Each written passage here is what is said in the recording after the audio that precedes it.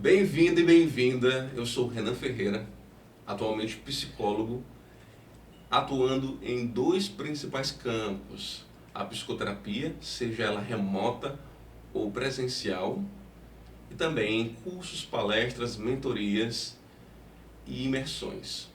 E hoje eu quero te convidar a, junto comigo, fazer uma imersão em três principais pontos: autoconhecimento, autoconfiança e o último ponto que eu gosto de trazer, alinhado com duas palavras: espontaneidade e autenticidade. Mas para a gente ingressar nesse processo, eu preciso fazer alguns questionamentos a você. Principalmente, como é que você tem lidado com medo e ansiedade diante das pessoas? Como é que está funcionando o seu confronto diante dessas duas palavras? Fala-se tanto hoje sobre ansiedade e medo, mas antes de mais nada, eu preciso formalizar contigo algumas regras para que a gente tenha uma boa conduta durante esse processo. A número 1 é que eu vou usar o mútuo, vai perceber, ao longo desse processo de caminhada. Mas não leva para o coração não, é só uma didática para a gente fazer esse processo dinâmico e interessante. Número 2, presta atenção que esse processo aqui é só uma etapa, 40%. 60% é você colocar em prática todos esses instrumentos e ferramentas que eu vou despejar aqui. E número 3, anote, principalmente no seu caderno ou no seu aplicativo de registro. Fique à vontade. A ciência já nos alerta, o que a gente registra, a gente guarda. Bom, qual o primeiro pensamento que vem na tua cabeça quando você lembra, por exemplo, que precisa falar em público? Me responde. Você se esquiva, você se alegra, é prazeroso essa memória, ou ela é aversiva, ela gera angústia, deixa você assim, muito bloqueado? Outro ponto importante é, e quando é para conhecer alguém, seja numa relação amorosa ou até mesmo no trabalho, uma pessoa nova, para você, é uma experiência fácil ou é uma experiência desafiadora? E o famoso branco ou bloqueio, como você lida com isso? Imagina, você marca um primeiro encontro, estava ali no Tinder, no Lovo, eu não sei se você usa aplicativo de relacionamento. E aí você no chat desenvolve bem, você escreve, você se sente seguro ali atrás do smartphone. Mas quando é o primeiro encontro, você tem aquela dificuldade, esquece até seu nome, não sabe o que diz primeiro, não sabe como se portar. Branco, bloqueio. Mas principalmente, como você lida com o juízo de valor e as avaliações das pessoas. Você se sente inseguro, frágil, vulnerável, ou você já consegue se proteger com o escudo do autoconhecimento, que é o primeiro nível que nós já vamos chegar. Mas antes, eu quero saber também como é dentro do seu espaço de trabalho, nas reuniões que você recebe convites. Você media reuniões, você já está nesse nível, ou você se esquiva até de levantar o braço para fazer perguntas? Como é que funciona o teu processo? Para tudo isso, nossa caminhada hoje é uma caminhada de exposição. O convite é para você se expor, seja nas oportunidades de fala em público, comunicação, ou também nos teus relacionamentos. Nesse momento, durante todo esse processo, nós vamos aprender juntos as melhores formas de se expor e não fugir mais dessas experiências comunicacionais. Antes de mais nada, eu quero te trazer alguns exemplos para você pensar comigo em algumas situações. O primeiro são notícias de jornais que circularam pelo mundo, Brasil, França e também Estados Unidos. No primeiro caso, um homem, sabe aquele trilho do trem, daqueles filmes hollywoodianos? Uma pessoa fica presa naquele trilho e o trem está vindo, vem o trem e uma pessoa está lá presa. Esse rapaz salvou a vida de uma pessoa no trilho desse trem. Num outro caso, já aqui no Brasil, um homem salvou 6 pessoas numa balsa que estava lá no mar, mas infelizmente, fatalmente, morreu. No terceiro exemplo, lá na França, Um homem percebe uma criança caindo ali de um apartamento no alto de um prédio e ele simplesmente decide escalar desse prédio. Pense nessa imagem, uma criança, um bebê, para cair do alto de um prédio, e o homem simplesmente vai escala até o alto desse prédio para salvar essa criança. Esse homem foi parabenizado pelo Corpo de Bombeiros, ganhou a cidadania francesa e foi entrevistado por uma repórter que fez a seguinte pergunta: o que você pensou diante dessa experiência? Numa terceira experiência, um homem na França simplesmente observou uma criança no alto de um prédio para cair e ele sobe escala para salvar essa criança. O episódio foi tão importante e interessante que esse homem foi parabenizado pelos bombeiros franceses, ganhou cidadania francesa por ser um migrante e foi entrevistado por uma repórter que o perguntou: o que tu pensou para fazer algo desse tipo? E ele respondeu: eu simplesmente me peguei fazendo. Por que nós estamos conversando sobre isso? Para trazer um conceito de um psicólogo norte-americano, doutor Daniel Goleman: sequestro emocional. Essas pessoas, simplesmente pela emoção, nesse caso, todos foram exemplos bons, exemplos heróicos, onde essas pessoas salvaram vidas, mas elas foram movidas pela emoção e tiveram um ímpeto de ajuda. Mas vamos pensar quando são emoções que nos aprisionam, ou podem nos aprisionar, como medo e ansiedade, que podem nos fazer perder oportunidades. Eu sou convidado para uma palestra e eu não vou por conta do medo, eu me esquivo, eu fujo, eu digo que eu não posso. Eu não conheço uma pessoa nova ou não ministro uma reunião de trabalho, não medio, não me posiciono por conta do medo, da ansiedade. Sequestro emocional. Você está encarcerado. Você está movido e aprisionado por essa emoção. Quem nunca? Vai lembrando aí na tua memória situações aonde você simplesmente foi movido pela emoção. Já dizia o nosso querido Freud que nós não somos senhores totais da nossa razão. Existe em nós algo, que ele deu o nome de inconsciente, que movimenta comportamento e às vezes eu me pego: caramba, eu fui capaz de fazer isso? Pois é. Como é que nós podemos lidar melhor com todos esses processos e elementos? Presta atenção que hoje você vai aprender muitos recursos e ferramentas. Mas antes, pensa na sua memória, vai lembrando se você já teve alguma experiência assim ou se conheceu pessoas que passaram por momentos desse tipo de aprisionamento, de cárcere, de sequestro emocional. Tudo isso você pode encontrar nessa primeira referência que eu trago hoje, o livro Inteligência Emocional, do nosso querido Daniel Goleman. Super indico, a primeira referência de hoje. Quero deixar você com uma frase do Guilherme Prieto, que também é psicólogo espanhol, que ajuda pessoas em universidades trabalhando comunicação e oratória. Para ele, a oratória é a melhor forma que nós encontramos de nos expressar para o outro. Quero te perguntar, você já encontrou ou está encontrando a sua melhor forma de se expressar para as outras pessoas? Outra referência importante é o livro Falar em Público, do Guilherme Prieto. Vai anotando, registrando, porque essas referências ficam para os 60%, que é a sua parte prática e o pós-imersão que você é convidado a fazer. Os 3 pilares que nós vamos trabalhar hoje são: número 1, autoconhecimento; número 2, autoconfiança; e o terceiro pilar, como consequência dos 2 primeiros, espontaneidade e autenticidade. Você forjando bem os 2 primeiros, naturalmente e por consequência, alcançará uma comunicação autêntica e espontânea. Sabe aquela experiência de estar confortável em você? De estar natural, orgânico?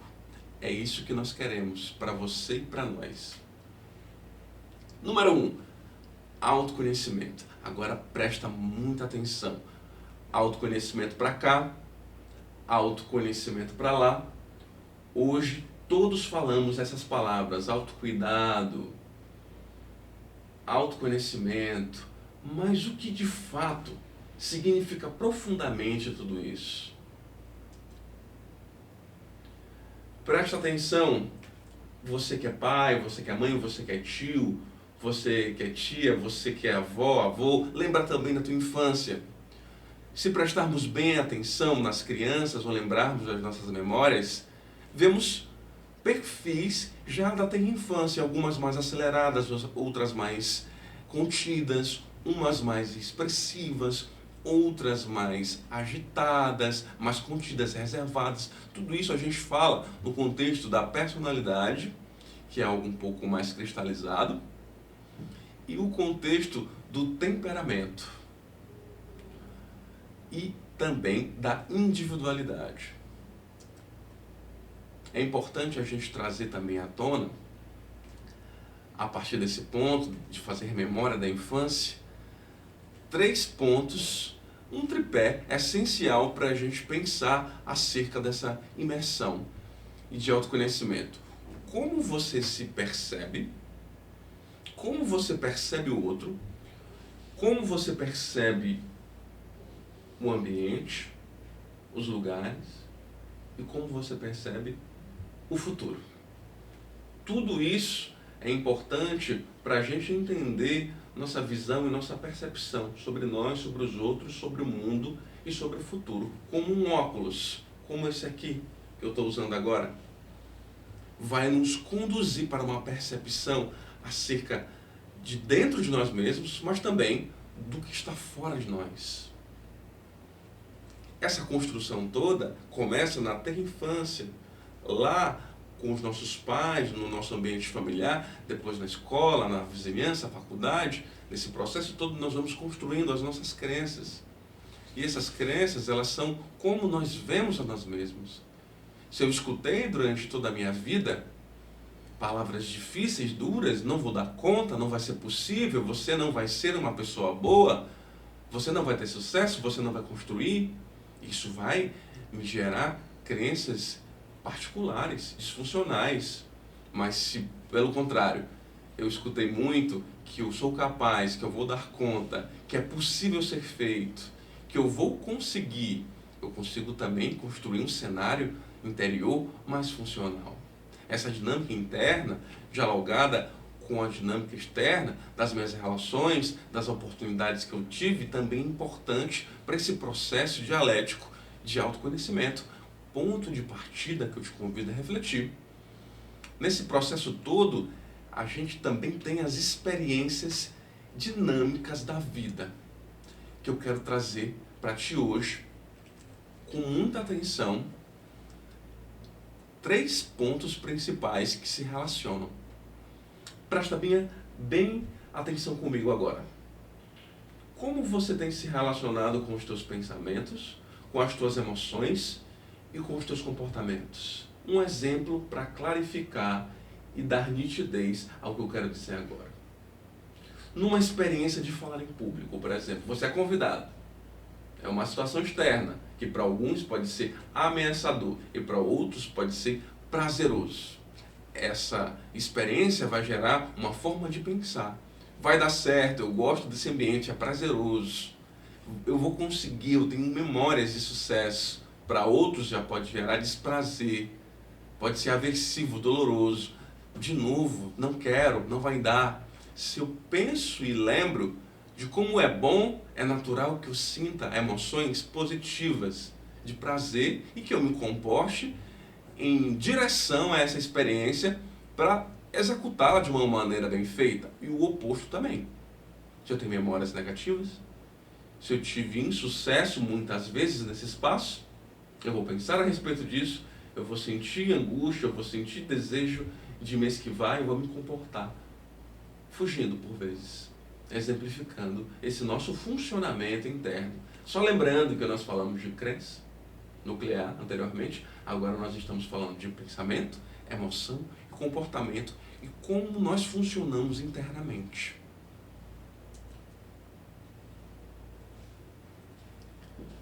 Nesse processo, eu quero te convidar a pensar sobre dois autores.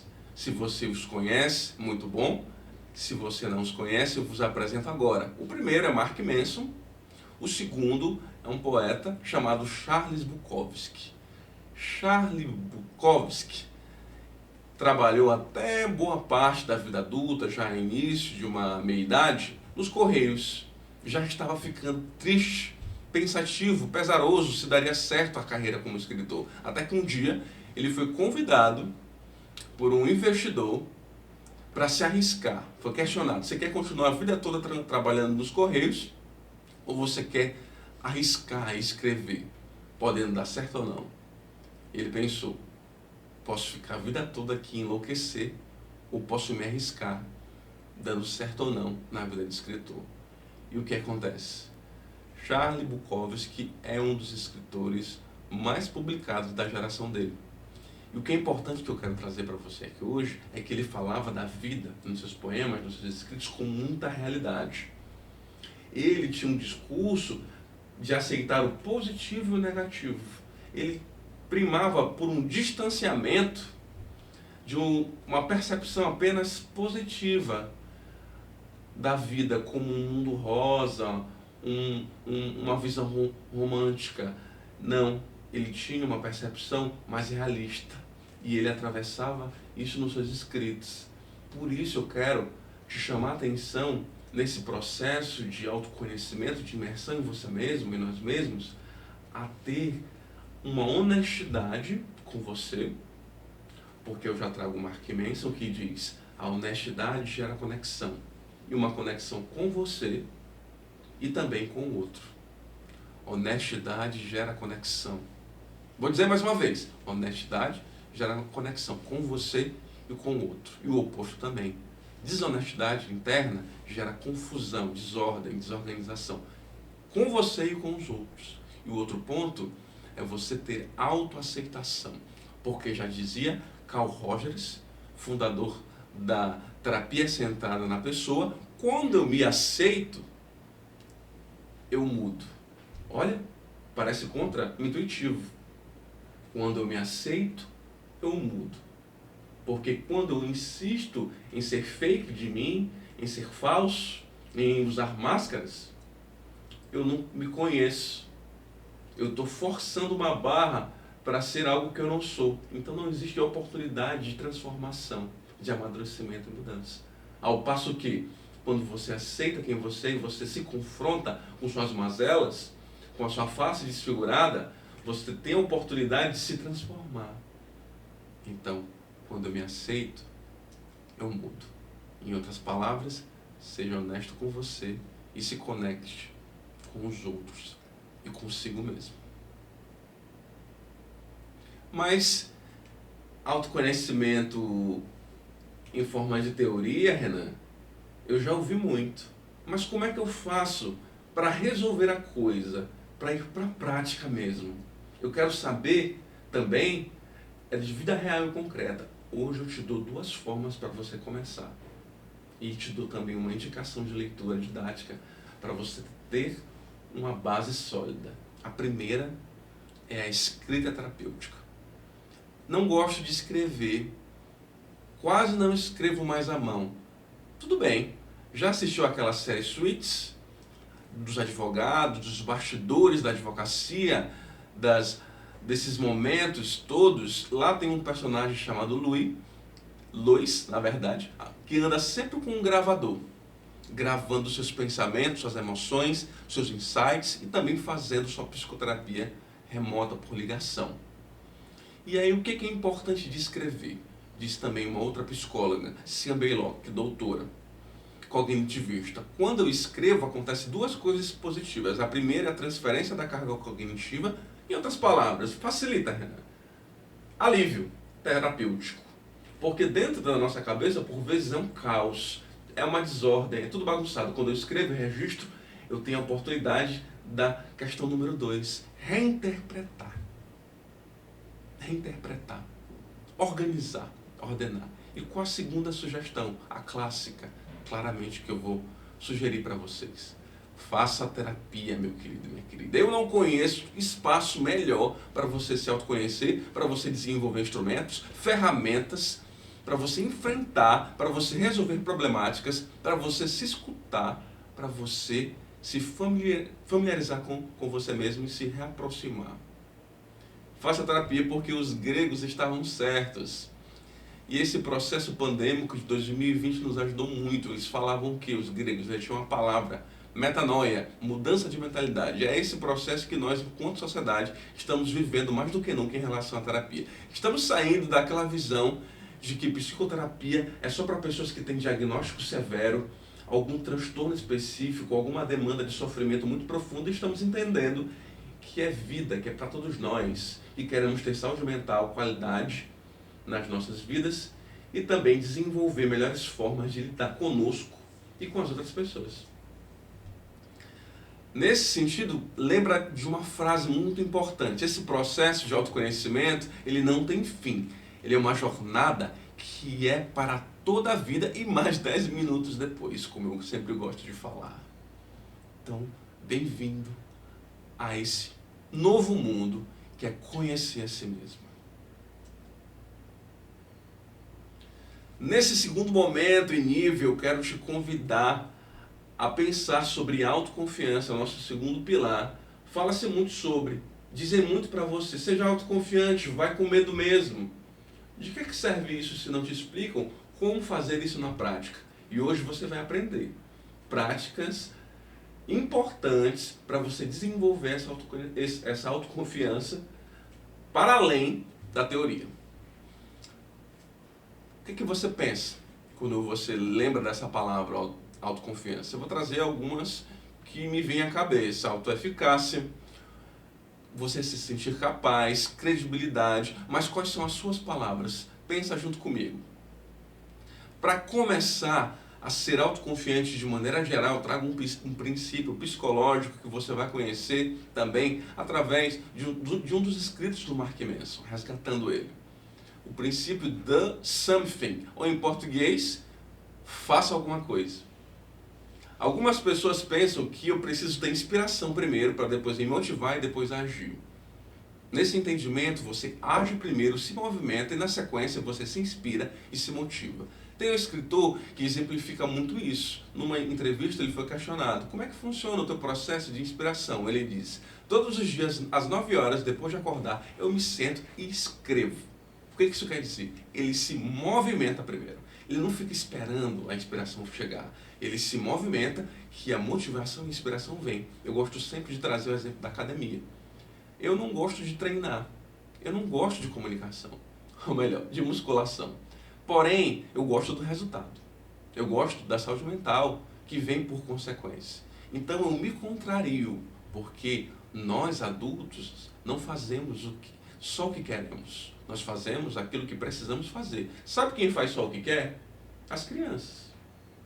Criança é que faz só o que quer. Mas nós somos adultos. Nós temos que aprender a nos contrariar. Então eu vou para a academia, começo o primeiro exercício, no segundo eu já venho a dopamina, a endorfina e a serotonina, eu sou ativado e eu já consigo terminar o meu treino muitas vezes, mesmo não querendo ir a princípio. Então faça alguma coisa, se movimente primeiro, que a inspiração e a motivação têm uma probabilidade maior de vir do que se você ficar esperando. Tem um princípio também de começar logo pelo corpo. Gosto do treino, da musculação como exemplo, porque a médio prazo você tem logo resultado visível. Você muda a sua percepção de si, seu autoconceito, sua autoimagem ficam mais positivas. Isso já ajuda nessa movimentação. Tem um treinador que já foi treinador de Ayrton Senna, por exemplo, e tantos outros atletas, que diz: ninguém nunca um dia se arrependeu de dar o seu melhor. Prática primeira, virada de chave. Eu quero te convidar a se segurar na sua cadeira, no seu sofá, porque essa é para transformar a sua vida. Primeira prática objetiva, os lastros positivos. O que é isso? Chamo também de memórias positivas das vitórias passadas ou migalhas deixadas de pão no caminho. Lastro positivo é o quê? É tudo aquilo que você acumulou durante sua vida como memória positiva. Vou sempre trazer o exemplo da comunicação da fala em público, que é o nosso foco aqui. Você teve muitas memórias positivas de sucesso, de bom desempenho, você desenvolveu bem, você se apresentou, conheceu pessoas, esteve seguro. A probabilidade de você ter uma execução no presente positiva aumenta. E o contrário, também. Se foi desastroso, se você era inseguro, se você não tinha autoconfiança, a probabilidade de dar errado, de não dar bom, como dizem, aumenta. Então, o grande questionamento hoje é: como fazer lastros positivos? Como é? Eu vou ficar sentado, pensando e formulando memórias na minha cabeça? Memórias. Vou pensar aqui positivo, vou construir memórias. Você é fã de Harry Potter? Conhece Harry Potter aí? Vou te trazer uma analogia. Dumbledore, diretor de Hogwarts, tinha lá um instrumento, receptáculo chamado penseira, onde ele colocava pensamentos deles, memórias ou memórias dos outros, e ficava lá tendo uma experiência de imersão naquelas memórias. Você vai fazer tal qual Dumbledore e vai ficar construindo memórias parado nessa experiência? Não.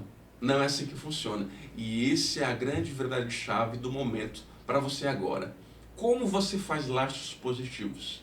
Através da exposição.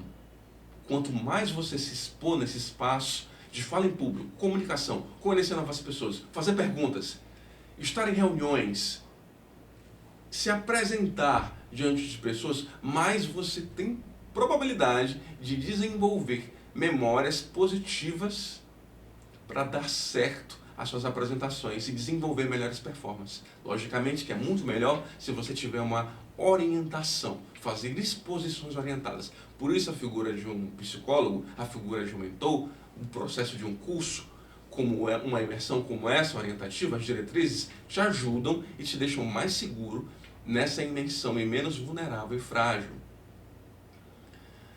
Até porque Sunday Times, certa vez, fez uma pesquisa, jornal norte-americano, para saber quais eram os medos maiores daquela população pesquisada. Teve medo da morte, teve medo do desemprego, medo de perder um relacionamento e teve medo também de falar em público. E agora, pasmem, o medo de falar em público ficou acima do medo da morte. Ou seja, não se sinta só. Todos nós, em algum momento, ou neste momento, estamos unidos pelo fio invisível do medo e da ansiedade de falar em público, de se expor. Mas o que é medo e o que é ansiedade? Vamos aprofundar isso. Medo e ansiedade são duas faces da mesma moeda. Tem relação direta.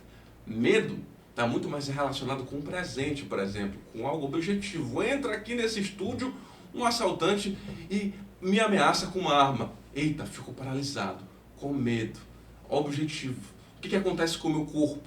Produz mais cortisol, mais neuroadrenalina e me coloca no protocolo padrão. Esquiva ou luta. Perpetuação da espécie. Nós fomos projetados para resolver e viver, sobreviver. Então eu luto, eu fujo, eu bloqueio. O meu corpo é ativado por essas químicas. Medo. Qual o problema então? Se medo é natural, se faz parte de mim, se é inerente a mim. Segura essa pergunta, porque primeiro eu vou falar de ansiedade. Ansiedade também é uma emoção, tal qual o medo. Ansiedade, no final das contas, é um problema. Fala-se tanto de ansiedade, escreve-se tanto, é uma das doenças que mais tiram do trabalho, na perspectiva da saúde mental, junto com a depressão. Não. Ansiedade nem medo são problemas. Qual o problema? Então, é o exagero.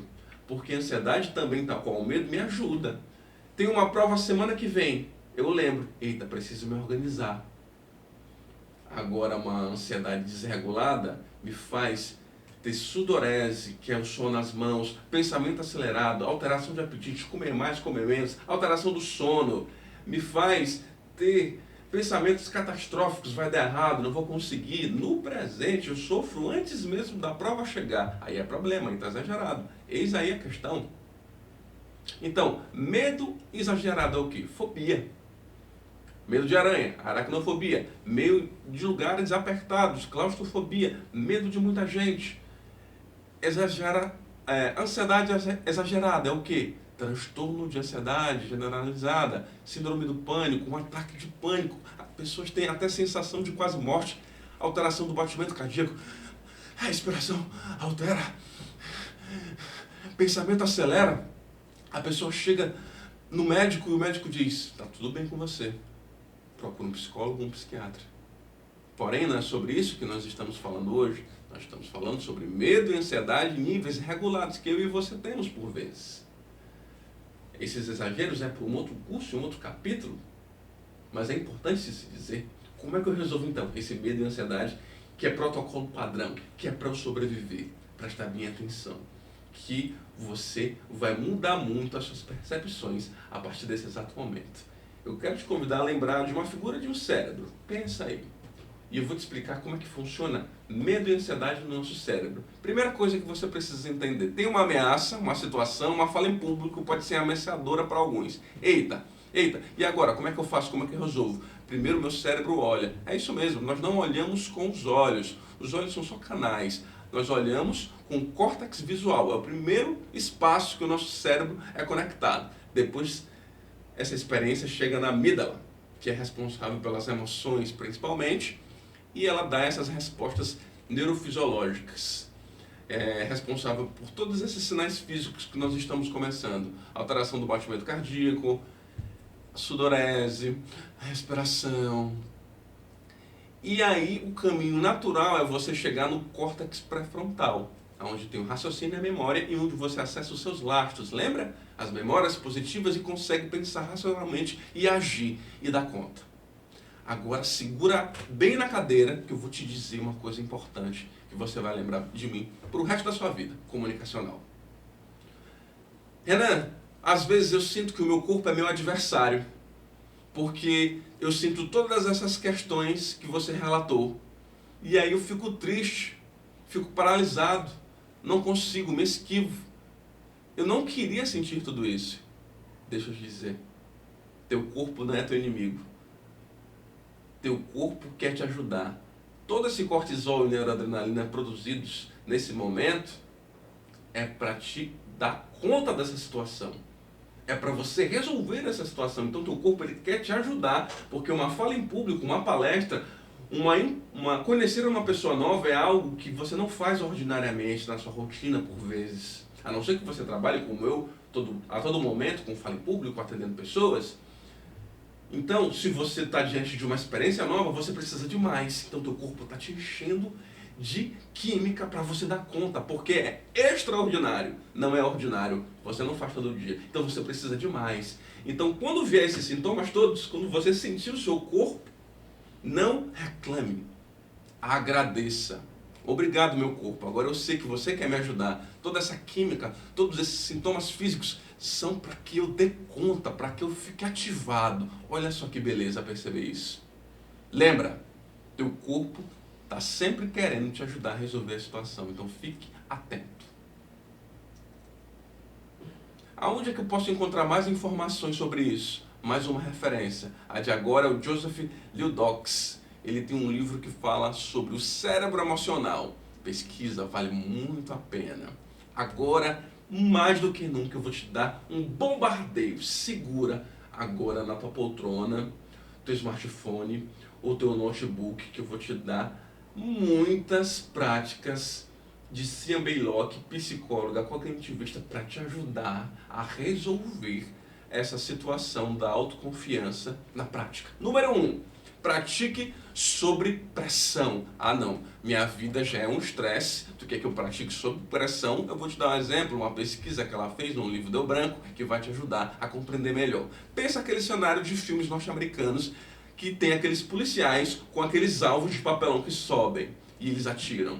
Pois é, a pesquisa foi a seguinte: 2 grupos foram separados. O primeiro grupo entra nesse treinamento e sobem alvos de papelão e eles atiram. No segundo grupo, eles atiravam contra pessoas humanas. Lembrando, bala de borracha, tá bom? Pessoas humanas. E aí eu pergunto para você, qual grupo se desenvolveu melhor quando houve a troca? Aqueles que começaram atirando contra alvos de papelão ou aqueles que começaram contra alvos humanos? É isso mesmo. Quem começou atirando contra os alvos humanos se desenvolveu melhor, porque a vida do policial é real. Ele tem pessoas que revidam com armas também, o confronto. Como dizia seu Miyagi, ou melhor, como dizia no Karate Kid, saco de pancada não revida.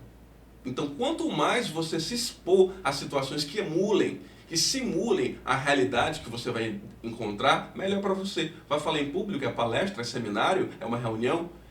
Desenvolva um ensaio, um treinamento com pessoas. Você que é famoso, reúna os seus seguidores.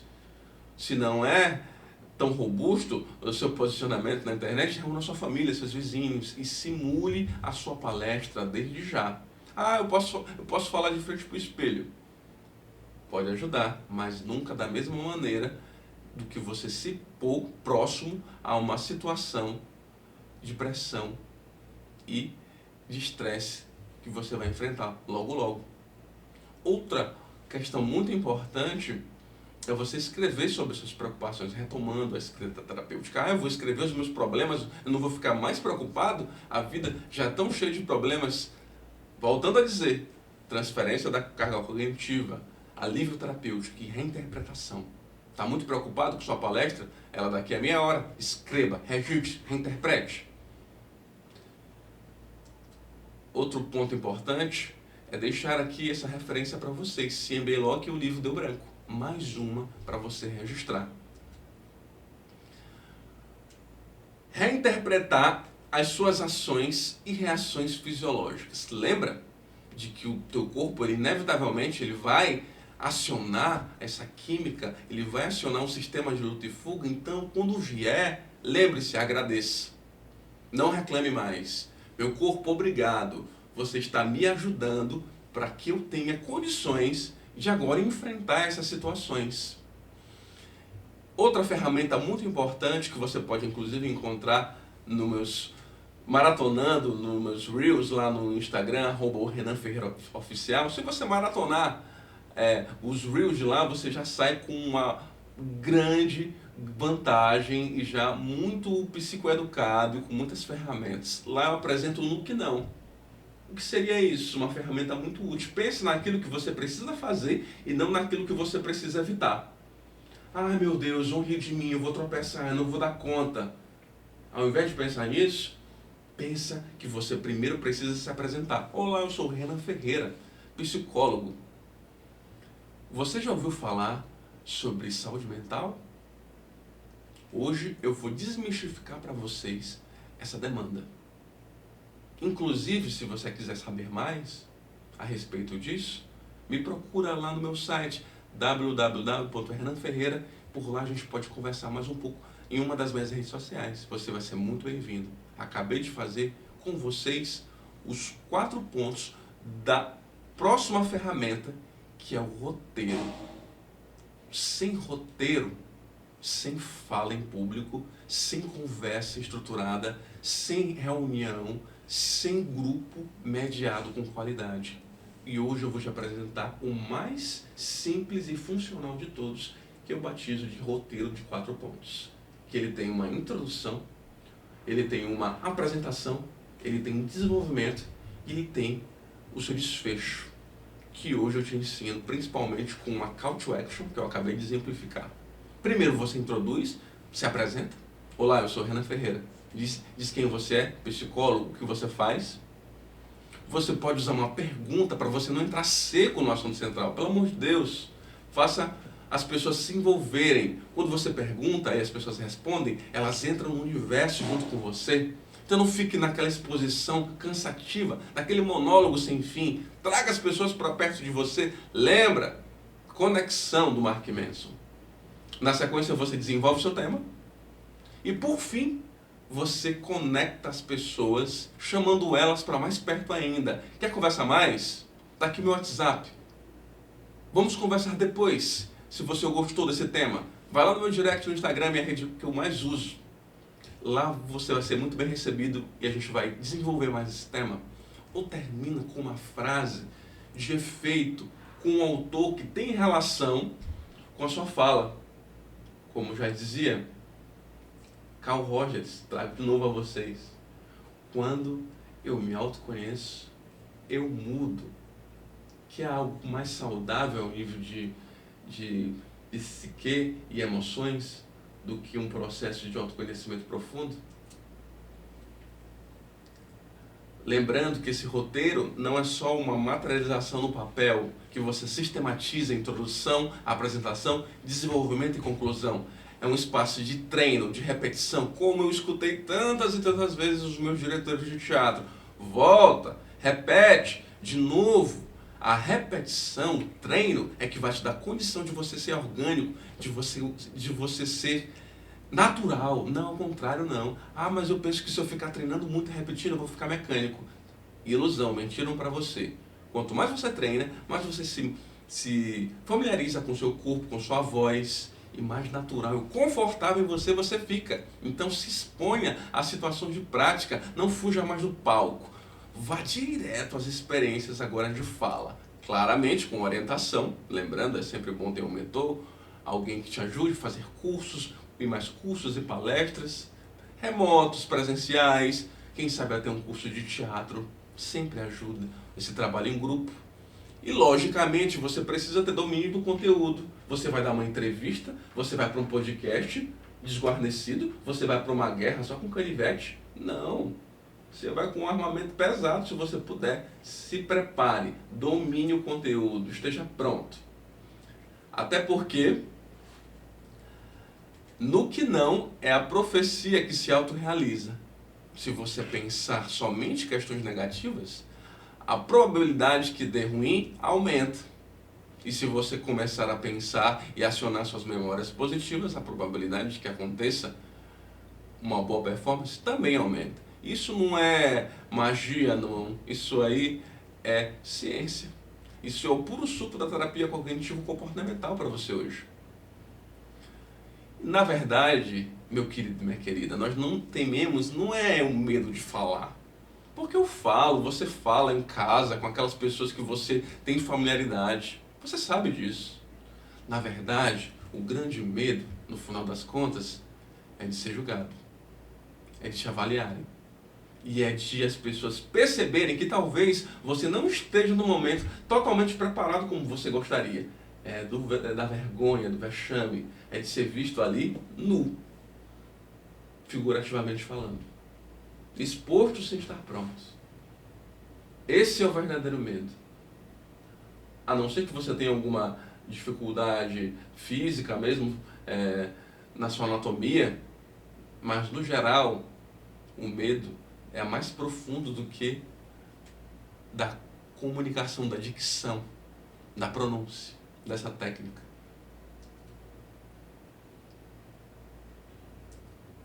E como é que eu lido com isso? Com esse medo do julgamento, da avaliação.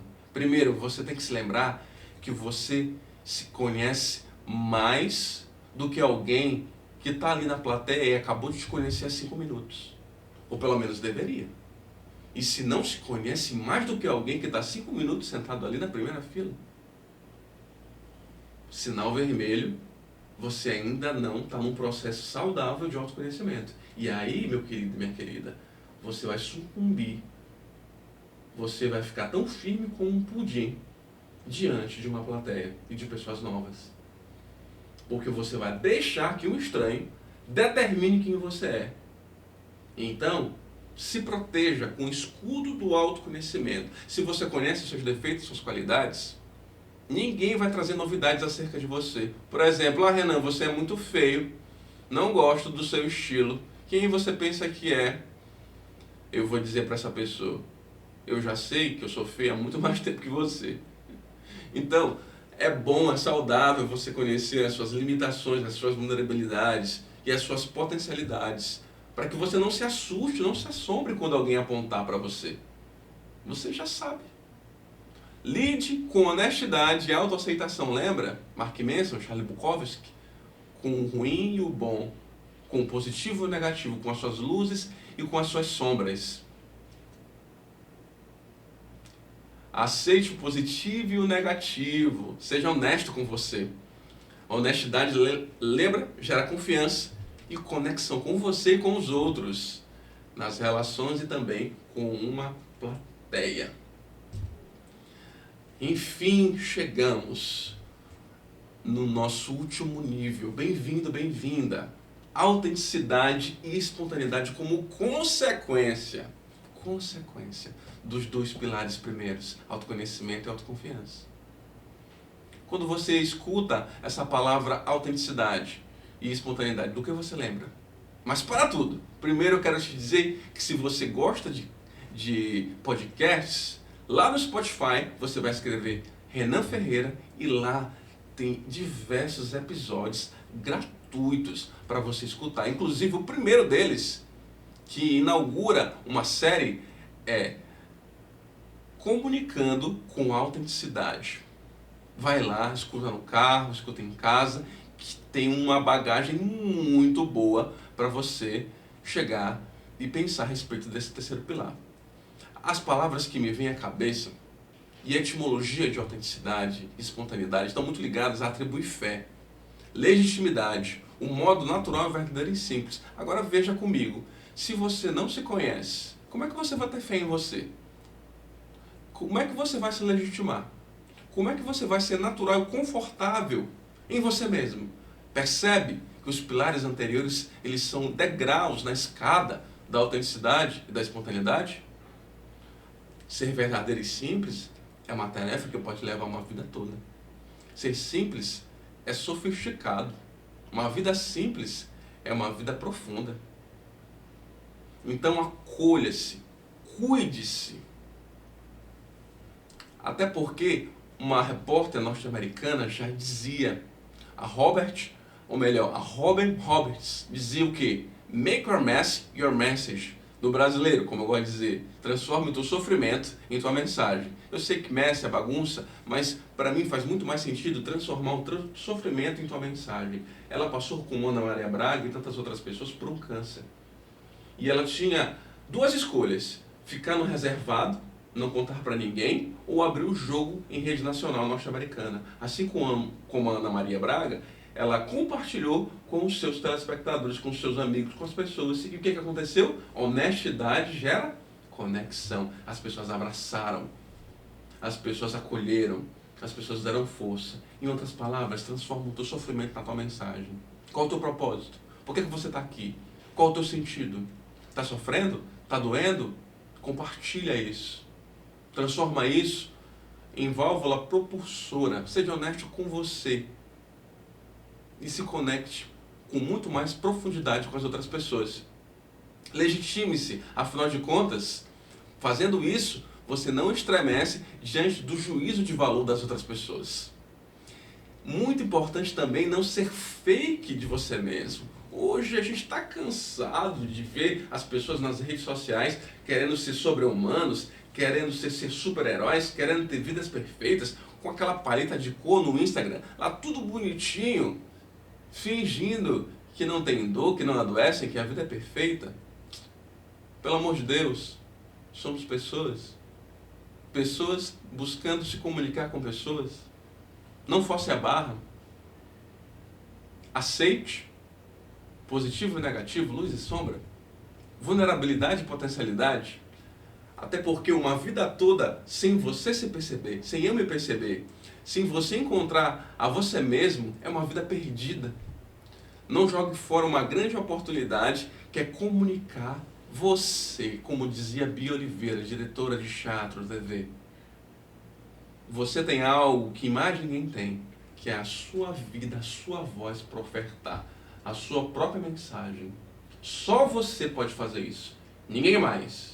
Não desperdice essa grande oportunidade, que é ser você e comunicar da melhor forma que você puder, à la Guilherme Prieto.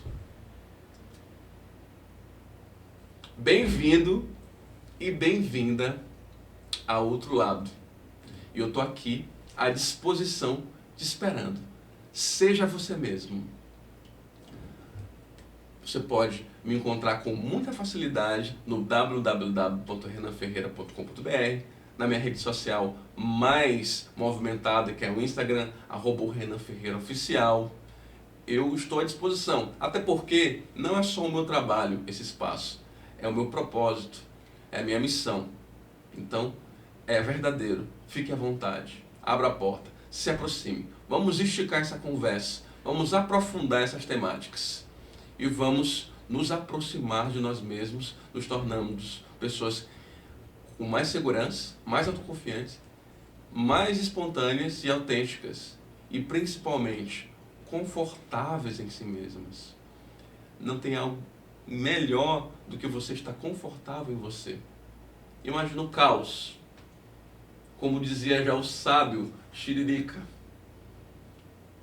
Aonde eu ia, eu estava. Em outras palavras, se você internamente não está bem, não importa se você está em Budapeste, em Paris, Roma, Nova York, você vai levar o seu caos interior para onde você for. Por isso, o nosso primeiro ponto, o nosso primeiro start é autoconhecimento. Mergulhe dentro de você, sobretudo com orientação. Muito obrigado. Fique à vontade. Eu estou esperando você aqui do outro lado, porque foi só o primeiro passo e é só o começo. E o melhor ainda está por vir.